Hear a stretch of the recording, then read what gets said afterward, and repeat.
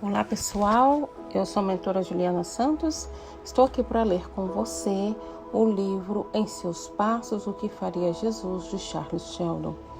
Vamos nessa aventura do capítulo 2. Henrique Maxwell e um grupo de membros da igreja permaneceram no gabinete pastoral por algum tempo. O homem estava estendido no sofá e respirava com dificuldade, quando surgiu a dúvida sobre o que fazer com o estranho. O pastor fez questão de que ele ficasse em sua própria casa. Ele morava perto e tinha um quarto disponível. Raquel Winslow também ofereceu seus préstimos. Mamãe não tem nenhum hóspede atualmente. Estou certo de que ela gostaria de acomodá-lo em casa. Ela parecia bastante agitada. Ninguém, entretanto, notou porque estavam todos excitados com o estranho acontecimento. O mais estranho, até então, havia na primeira igreja. O ministro, porém, insistiu em cuidar do homem e quando chegou a carruagem, aquela figura inconsciente foi levada para a casa pastoral e com a entrada daquele ser no quarto que lhe foi destinado, iniciava-se um novo capítulo na vida de Henrique Maxwell. Mas ninguém, nem ele mesmo, podia imaginar a mudança que aquele episódio iria desencadear na vida dos discípulos cristãos de Raymond. O acontecimento causou uma grande sensação entre os membros da primeira igreja. Não se falava de outra coisa durante a semana. Houve um consenso geral de que o homem havia entrado na igreja em condição mental precária por causa de seus problemas e de sua condição física, e que por todo o tempo que lá esteve ele sofreu delírio febril, falando completamente alheio à noção do lugar em que se achava. Era a impressão mais piedosa que se tinha a respeito de seu ato. Havia um ponto de vista comum também de que não houve qualquer amargura ou reprovação em suas palavras. Do começo ao fim, ele falou equilibrada e suavemente, como se fosse um membro da congregação, buscando esclarecimento para um assunto muito difícil. 3 dias após ser levado à casa do pastor, houve alguma mudança em sua condição. O médico comentou sobre isso, mas não deu muita esperança. No sábado pela manhã, seu estado era estacionado, embora tivesse piorado rapidamente no final da semana. Domingo de madrugada, pouco antes de o relógio marcar 1 hora, ele reagiu e perguntou pela filha se ela tinha chegado. Maxwell providenciara a vinda da menina depois de encontrar uma carta no bolso do enfermo com o endereço onde ela estava. Desde que tivera o desmaio, poucas foram as vezes em que ele recobrou a consciência e falou coerentemente. A menina está vindo para cá, deve chegar logo, respondeu Maxwell ao sentar-se ao seu lado, trazendo no rosto as marcas do abatimento produzido por uma semana de vigília, uma vez que fez questão de ficar velando todas as noites. Nunca mais verei minha filha neste mundo, sussurrou o homem, acrescentando com grande esforço, o Senhor foi muito bom para mim. Sinto que é isso que Jesus faria. Então, poucos minutos virou ligeiramente a cabeça e antes que Maxwell pudesse notar, o médico disse em voz baixa, ele morreu. A manhã que raiou no domingo sobre Raymond foi igualzinha à manhã do domingo anterior. Henrique Maxwell subiu no púlpito e deparou com uma das maiores audiências até então reunidas na primeira igreja. Ele estava abatido, parecendo ter saído de uma longa enfermidade. Sua esposa estava em casa cuidando da menina que tinha chegado no trem da manhã, 1 hora depois do seu pai falecera. O cadáver estava naquele mesmo quarto. Suas lutas haviam cessado e Maxwell podia ver-lhe o rosto enquanto manuseava a Bíblia e colocava em ordem os diversos avisos a serem dados do púlpito, como tinha o hábito de fazer durante 10 anos. O serviço do culto daquela manhã trazia um elemento novo.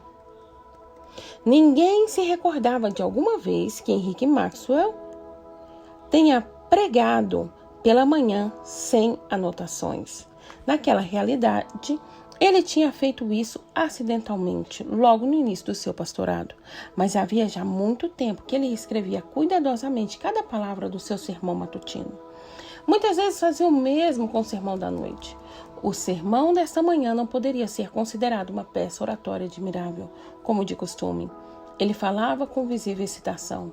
Percebia-se que alguma grande ideia se agitava em sua mente na tentativa de ser exposta, mas ele não se expressava através do tema que tinha escolhido para pregar. Perto do final do sermão, ele reuniu as forças que lhe faltaram no começo. Fechou a Bíblia e, deslocando-se para o lado do púlpito, olhou para o seu auditório e começou a falar sobre a cena em comum do último domingo. Nosso irmão, e as palavras soavam de um modo estranho, faleceu nesta manhã. Ainda não tive tempo de conhecer toda a sua história. Ele tinha uma irmã que vive em Chicago. Escrevi a ela, mas ainda não tive resposta. Sua filhinha chegou e ficará conosco por algum tempo. Fez uma pausa e encarou a congregação. Constatou nunca ter visto tantas faces compenetradas durante todo o seu ministério. Ele não se sentia capaz de transmitir a seu público todas as suas experiências, as suas crises íntimas que ainda o oprimiam. Mas algo dos seus sentimentos fluía dele para eles e parecia estar agindo sobre um impulso controlado e consciente para comunicar-lhes alguma coisa da mensagem que guardava em seu coração. E assim continuou. A aparência e as palavras daquele estranho aqui nessa igreja, no último domingo, causaram em mim uma impressão muito forte.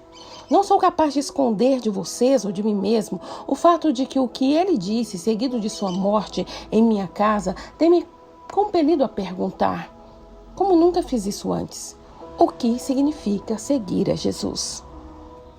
Não estou em condições de atribuir qualquer culpa a quem quer que seja nessa igreja ou de condenar seu comportamento cristão, tanto em relação a esse homem como a outras pessoas que vivem em idênticas condições neste mundo. Entretanto, isso não me impede de concordar com as palavras ditas aqui por aquele homem. Ele tocou numa verdade vital que devemos encarar e à qual devemos tentar responder ou então aceitar as acusações e condenações que nos foram dirigidas, ou pior ainda, reconhecer que fracassamos como os discípulos de Cristo. O que nos foi dito no último domingo é essencialmente um desafio ao cristianismo, atualmente praticado em nossas igrejas. Tenho sentido isso de modo crescente a cada dia que passa. Creio que nunca houve nessa igreja um momento tão apropriado para lhes propor um plano ou propósito que se vem formando em minha mente, como reação positiva a muito do que foi dito no domingo anterior.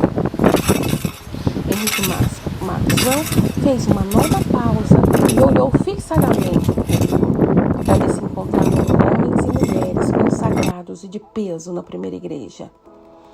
Ele pôde ver entre os presentes Eduardo Norman, diretor do Diário de Notícias. Ele tinha sido membro da primeira igreja por 10 anos. Ninguém havia mais respeitado na comunidade do que ele. Lá estavam também Alexandre Powers, geralmente das grandes oficinas da ferrovia de Raymond, um típico ferroviário que tinha nascido naquela atividade. E também Donald Marches, diretor do Colégio Lincoln, localizado no subúrbio de Raymond. Via Milton, um dos grandes homens de negócios da cidade, que empregava em suas lojas no mínimo 100 pessoas. Presente estava também o Dr. West, que, embora relativamente moço, era uma autoridade famosa em casos de cirurgias especial. Havia ainda o jovem Jasper Casey, autor que tivera um grande sucesso em um livro e dizia-se que estava preparando um novo romance. Lá estava a senhorita Virginia Page, uma herdeira a quem a morte do pai havia deixado uma fortuna superior a $1 milhão, e que era possuidora também de atrativos pessoais e intelectuais. E não menos importante do que todos os outros, Raquel Winslow, cuja beleza se destacava no coro e cujo rosto luminoso nessa manhã parecia ainda mais belo em razão do seu profundo interesse em toda aquela cena. Havia alguma razão, certamente, diante deste patrimônio superior de mentes e corações da primeira igreja para que o pastor Maxwell se animasse diante de quaisquer novas empreitadas. O corpo de membros da igreja era efetivamente um conjunto de fortes caracteres, mas ao observar seus rostos nessa manhã, ele se indignava a respeito da reação que teriam diante da proposição que lhes ia apresentar. Quantos aprovariam e se envolveriam? Ele prosseguiu lentamente. escolhendo cuidadosamente as palavras, dando aos presentes uma impressão jamais sentida, mesmo quando pregava num estilo fulgurante e dramático. O que lhes vou propor neste momento é um plano que não deve parecer incomum ou de realização impossível. Imagino, porém, que muitos dos membros o considere irrealizável. Para que não haja dúvida entre tal propósito, vou expô-lo de forma mais simples e direta. Estou convocando pessoas da primeira igreja que voluntariamente se disponham, devotada e sinceramente pelo período de 1 ano, a não fazer qualquer coisa sem antes perguntar: o que faria Jesus? Depois de fazer essa pergunta, cada um seguirá a Jesus e procederá exatamente como ele faria se estivesse em lugar de cada um de nós, seja qual for o resultado dessa atitude. Vou também associar-me a esse grupo de voluntários, certo de que a igreja não ficará surpresa diante de minha conduta daqui para frente, baseada neste modelo de ação, nem se oporá ao nosso modo de ser e agir de acordo com a vontade de Cristo. Ficou bem clara a ideia? Ao encerrar-se o culto, quero que todas as pessoas desejosas de integrar nosso grupo permaneçam para conhecer os detalhes do plano. Nosso lema será: que faria Jesus? Nosso objetivo será fazer exatamente o que ele faria em nosso lugar, sejam quais forem as consequências. Em outras palavras, estamos dispostos a seguir aos passos de Jesus, tão estritamente, tão literalmente, do modo como acreditamos que ele ensinou aos seus discípulos. E aqueles que se apresentarem voluntariamente assumirão o compromisso de, durante 1 ano inteiro, a partir de hoje, agir dessa forma. Henrique Maxwell fez outra pausa e olhou firme para a congregação. Não é fácil relatar a sensação que uma proposta tão simples causou naquela gente. Os olhares se cruzavam, denotando surpresa e admiração. O ministro nunca lhes tinha falado dessa maneira sobre o discipulado cristão. Havia uma evidente confusão de pensamentos a respeito daquela situação nova. A proposta foi perfeitamente compreendida, mas havia aparentemente grande diferença de opiniões sobre a aplicação do ensino e exemplo de Jesus. O pastor encerrou calmamente o culto com uma breve oração. O organista tocou o preslúdio logo após a bênção apostólica. E o povo começou a levantar-se. Grupos se formaram em todos os cantos e se puseram a discutir animadamente a proposta do ministro. Depois de alguns minutos, Maxwell pediu a todos os que resolveram permanecer que se dirigissem à ampla biblioteca ao lado do salão do culto. Conversou com várias pessoas à saída da igreja e, quando finalmente voltou para o templo, este estava vazio. Encaminhou-se então à biblioteca. Ficou surpreso com o número de pessoas que lá encontrou. Ele nunca menosprezou a capacidade de consagração e responsabilidade do seu rebanho, mas dificilmente esperava encontrar ali tantas pessoas dispostas a engajar-se literalmente nessa prova de fidelidade cristã. Havia provavelmente umas 50 pessoas na biblioteca, entre elas Raquel Winslow e Virginia Page, o Sr. Norman, o diretor Marsh, Alexandre Powers, gerente das oficinas ferroviárias Milton Wright, Dr. West e Jasper Case. Fechou a porta da biblioteca e se colocou diante do grupo. Seu rosto estava pálido. Seus lábios tremiam de tanta emoção. Era uma verdadeira crise em sua vida e na vida de sua congregação. Ninguém sabe até que ponto pode ser conduzido pelo Espírito Divino quando decide mudar o rumo de sua vida. Seus hábitos, suas convicções, suas palavras e seus atos. Ele próprio, como já foi dito, não sabia até então tudo o que deveria passar, mas estava consciente de que passaria por uma comoção no conceito cristão do discipulado. Possuído de um sentimento profundo de consagração que não podia medir naquele momento diante daqueles rostos de homens e mulheres, pareceu-lhe que a palavra mais apropriada a ser dita inicialmente seria uma palavra de oração. Então o pastor pediu que todos orassem com ele. E as primeiras palavras pronunciadas, sentiu-se nitidamente a presença do Espírito naquele lugar. À medida que a oração prosseguia, aquela presença aumentava em poder. Todos o sentiram. O lugar e os corações ficaram de tal modo tomados pelo poder do Espírito como se ele fosse visível. Quando terminou a oração, houve silêncio por algum tempo. Todos tinham as cabeças inclinadas. O rosto de Maxwell estava banhado de lágrimas. Se alguma voz audível descesse do céu naquele instante para sancionar aquele voto de seguir os passos do Mestre, nenhum dos presentes se sentiria mais seguro da bênção divina que lhes foi concedida. Iniciou-se assim o movimento mais solene jamais realizado na primeira igreja de Raymond. Todos compreendemos, disse ele com voz muito calma, o que nos propusemos a fazer. Temos o compromisso de fazer toda e qualquer coisa em nossas vidas diárias depois de fazer a pergunta: que faria Jesus? E seguir seu exemplo independentemente do que vier a acontecer depois dessa decisão. Daqui a alguns dias terei condições de contar a vocês a mudança maravilhosa que aconteceu em minha vida, digamos em uma semana.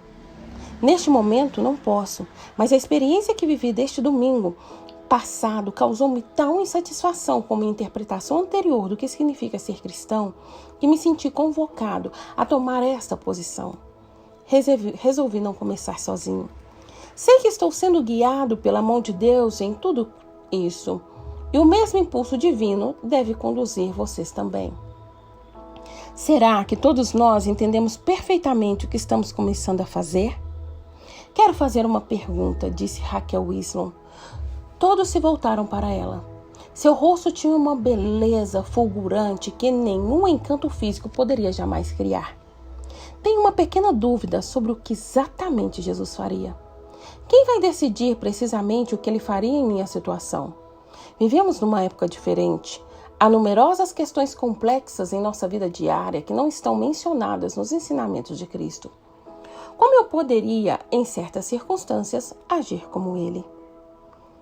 Não existe outro caminho que eu conheça, respondeu o pastor, a não ser através do Espírito Santo. Vocês se lembram do que Jesus disse a seus discípulos sobre o Espírito Santo?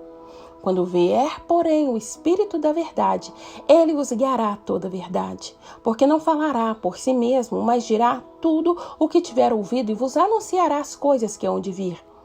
Ele me glorificará, porque há de receber do que é meu, e vou-lo há de anunciar. Tudo quanto o Pai tem é meu, por isso é que vos disse que há de receber do que é meu, e vou-lo há de anunciar. João 16, 13 e 15.